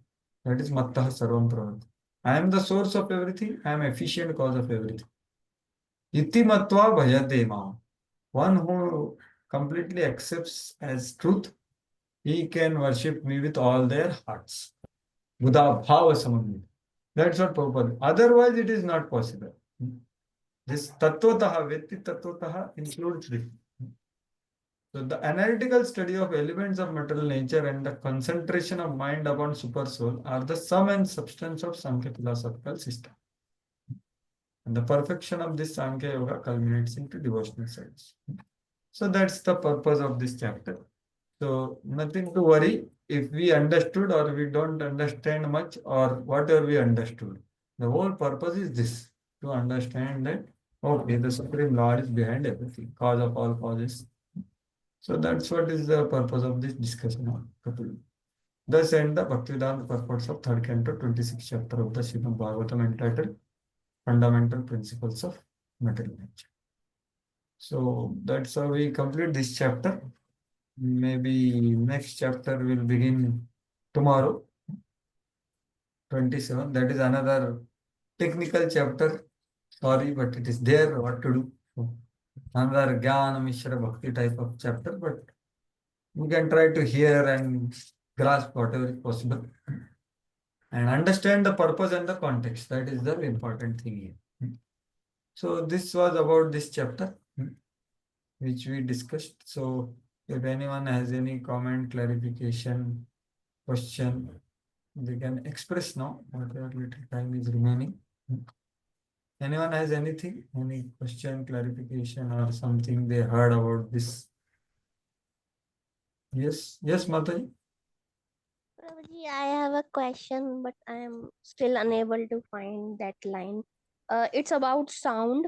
वो sound के बारे में प्रभु जी एक जगह पे लिखा हुआ था कि क्या लिखा हुआ है? What was written? In मतलब Bhagavatam purport? yes Prabhu ji around 36 or I'll open 37 that. verse. I'll open that verse. 30, 36 or 37. 36 is this is sense of touch. You are saying shabda, na? Sound. Yeah, here is the ether, the ether, nabaso vritti lakshanam. So before that is the sound, shabda lakshanam. So this is the verse, shabdasya lakshanam. Yeah, so which statement you want to say, you want to point out, or it's there in 36, 37, what you want to discuss?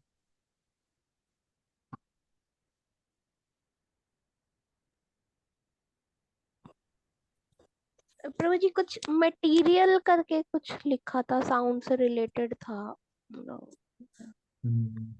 वो actually book नहीं थी उस time पे मेरे पास, मैं mark ही नहीं कर पाई. तो This one meant mental activities. नहीं, ये वाला नहीं था प्रभु जी. साउंड पर्पट में साउंड का कुछ तोला हुआ था. Because sound is explained here only in these two. Ahead, if you go, let us see quickly in case we get something. So it was highlighted, or you read? We read it. Prabhu ji highlighted one.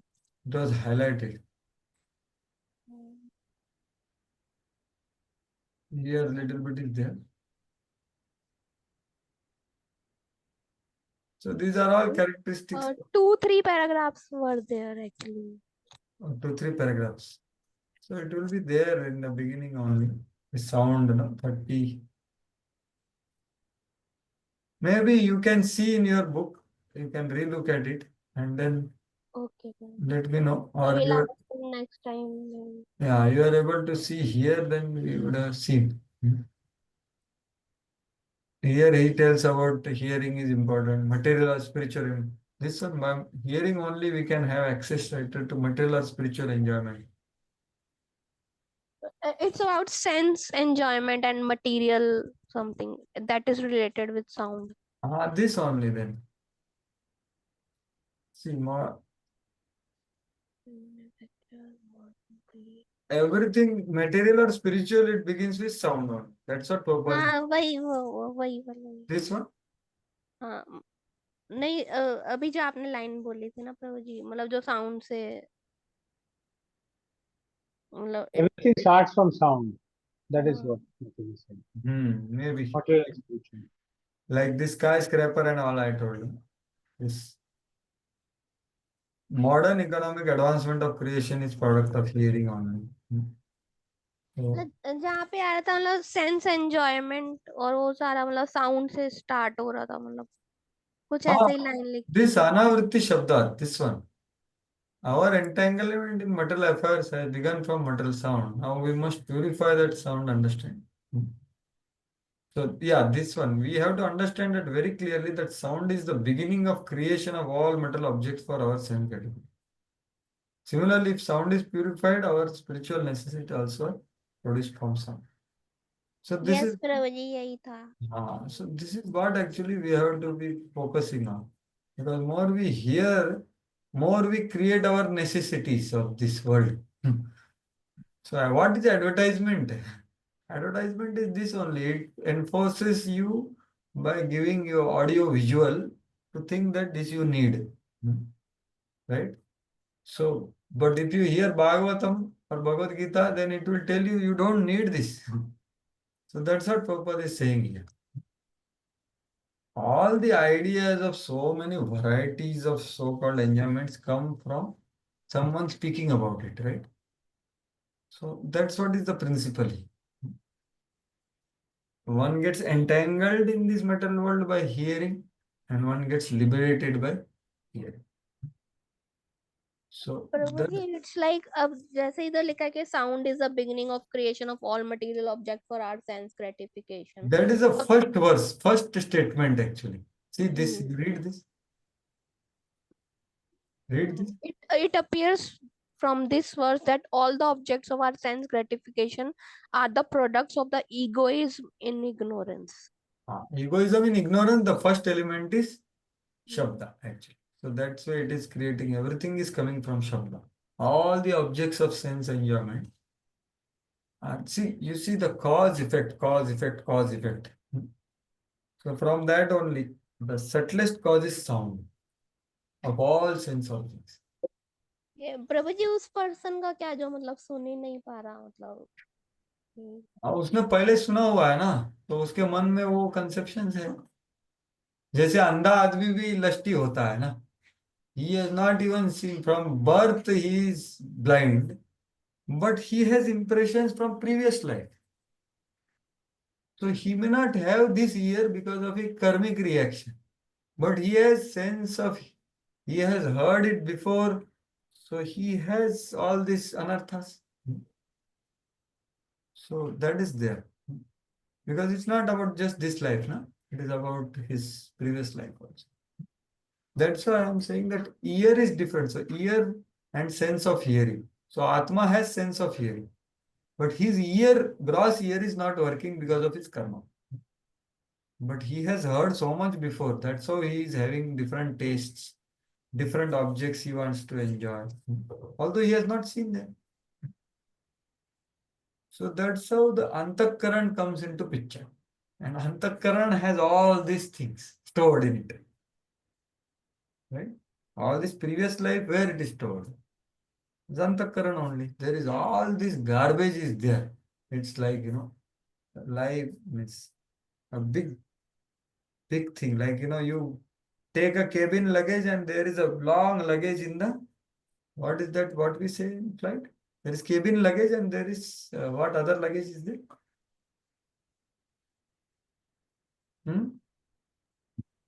There's check-in luggage which goes underside and carry on. Correct. So in this life, we are just able to carry something of it. But everything else, as some people call it, subconscious mind or like that. So that whole thing is there in Antakarana only. Everything is there. All experiences and all the reactions. So that purification is a big task which begins with hearing. And the first destruction happens of that which we cannot see. That is called aprarabdha. So this all destruction happens if we give proper oral reception. But you can't see much, right? But it's happening. A lot of things are happening. Desires are getting purified. So that way, this is the beginning of material enjoyment and liberation from it. It's all from sound only. Okay. Anything else? Anyone else has anything else? Comment, question? But I was just reflecting Yes, Prabhu. the example of how the Virat Purusha is sleeping and all the demigods are entering into, but still he's not awaking. Only when Vasudev enters. So it's like, the whole civilization is missing that Vasudev point. They are utilizing the senses that are given by God completely for self, self gratification. But they are missing the God only, who is the most supreme beauty. Bhagavata Yes. is so beautiful. It creates attraction for the Lord in our heart. And then we can live, all these other things and be attracted to the most attractive. And how beautifully it takes one from the material consciousness to the spiritual. That was very much really sweet. Yes, bro. Very graphically shown, na, here. Like one was Yeah, telling, very like, graphical. he entered with him, but he did not wake up, And then so both sides. And then when Vasudeva entered, that's why it is said, na, that the body which is not used in service of Lord is a dead body, right? Dead body. The ear which is not used for hearing about Lord is the peacock feather, sorry, the snake hole, the eye is Snake like oil. peacock feather. So they are not just analogies, they are factual things. And a person suffers because of that. It's not that you have to end that, you have to use in proper way. Then one can have a spiritual enjoyment through those same senses in service of the Lord. Param Drishtanivarti. Yeah, exactly. That's the thing. But everything is connected with the Lord, but He's hiding, na? He's hiding for Right. our sake. So Bhagavatam is showing that by doing analysis. That see, He is there behind and He's hiding because all living entities want to enjoy without Him, so He's hiding. But He is only giving everything. So we become very grateful to Him. And Yes. amazing is this Lord, how much servitude He has. Can you imagine? He is giving all varieties and keeping himself aloof, keeping himself Hello. hidden. And he has been doing this for atheists and everyone without any expectation, without any force. This is Supreme Lord's love for living entity. So this we can understand, as you said, so nicely through Bhagavatam in a graphic way. In a graphic way. So thank you, Prabhu, for your comment. Thank you, Broji, for giving us this opportunity. Prabhu ji Yes. प्रभु जी उसका verse number बता दीजिए. The body which is not used in the service of God is the dead body. मतलब first canto का कौन सा verse? Actually, ये है second canto, third chapter, last few verses. So it criticizes every part of body, Mataji, which is not used in service of the Lord. Yes, Prabhu ji. So I will just show you one verse. So it speaks about the living dead and breathing dead. Living dead. So this is 2.3.23, I think. Living dead is spoken in 2.3.23.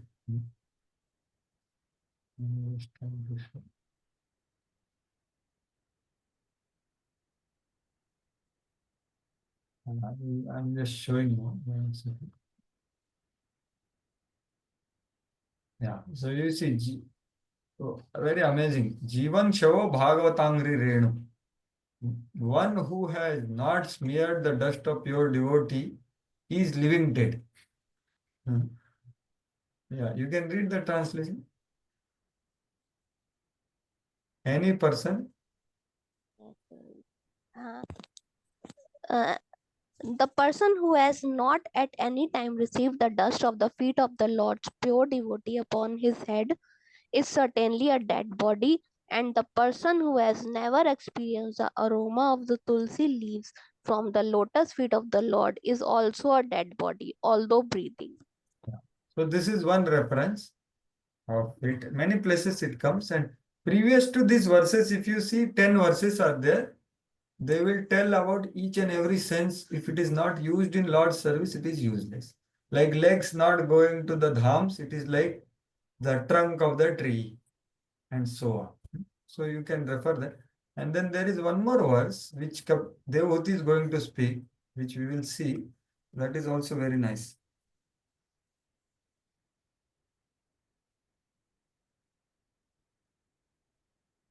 So this is the verse which will come in to us there in 23rd chapter. So you see this. Please read translation. Anyone? Translation: anyone whose work is not meant to elevate him to religious life, anyone whose religious ritualistic performances do not raise him to renunciation, and anyone situated in renunciation that doesn't lead him to devotional service to the Supreme Personality of Godhead must be considered dead, although he is breathing. So this is another place like that. There are many places, but I thought of showing too. And that's how either they are considered living dead or they are considered sleeping. No, Jeev Jago, Jeev Jago. It's almost unconscious. So that is yes. Shobha Lakshmi Mataji, you had something. Yes, Prabhuji, you said that like the unseen thing, means uh, things start getting destroyed when we start our devotional service. The Yeah, upright. yeah. So, So yeah, what about that? so Prabhuji, that like if we see our horoscope, then for even for devotees, like light goes in that track only. And What is that? You see your horoscope, and for devotees, what is? light goes in that track only. Like whatever is written in the horoscope, in that track only the light goes. And Mhm. Prabhuji, especially for me, I've seen that for me, whatever good is written in my horoscope, that also does not happen. So it's like, right. Actually, see, for devotee, the horoscope not necessarily has to act because he has accepted Krishna. So Krishna can change if he wants, whatever he wants to change. Hmm. So the person, to the degree he has surrendered, ye yathamam prapadyate, to that degree Krishna intervenes in his karma. Hmm. And whatever is required for him to progress, he gives that or he doesn't give that. It can be good or bad or whatever you say on material platform. It's distress or it's happiness. So it is for a person who is not in Krishna consciousness, everything is done by external energy according to law of karma. Hmm. And the horoscope will work fully for him. Hmm. Of course, the horoscope seer has to be proper then. Hmm. However, for devotee, it can Krishna can complete what about Krishna? Pure devotee can change. Vasudeva is told by Narad Muni. Vasudeva glorifies Narad Muni as Chayeva Karma Sachiva. That my dear Narad Muni, these demigods are just they have no control over any living entity. They can give whatever is there in karma only. But my dear Narada, you have power to change the living entities course of karma also. Even pure devotee has power. What to speak of Krishna? Hmm. So in our life as a devotees or aspiring devotees, whatever, so Krishna is involved and Krishna is giving us what we need. Hmm. So that way we have to perceive. That's the essence of the verse Tattenu Kampam Susumikshamana. So you said that whatever good was written, that also didn't happen. And I don't know about bad, but whatever good, bad, all is bad only because it's all material thing only. Maybe it would have distracted you. Means I don't know, but what is because to the degree devotee surrendered, to that degree Krishna respects. So that way, that is the understanding.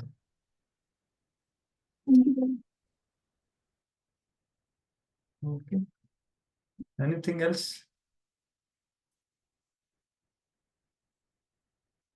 Okay. Hare Krishna. So we'll pause here and we'll continue with the discussion tomorrow. Hare Krishna. अंतरा श्रीमद् भागवतम की जय श्रील प्रभुपाद की जय.